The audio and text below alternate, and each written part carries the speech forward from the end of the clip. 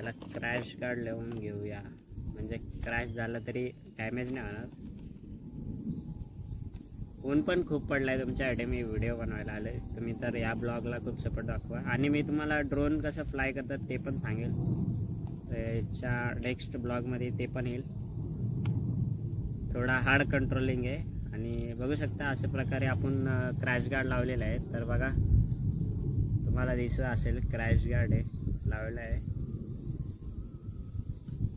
तर आता आपण ड्रोनला ठेवूया इकडे आणि आता आपण जाऊया हा मोशन RC3 कंट्रोलरकडे. तर बघू शकता हा मी वेगळा परचेस केला, हा ड्रोन सोबत नाही येते.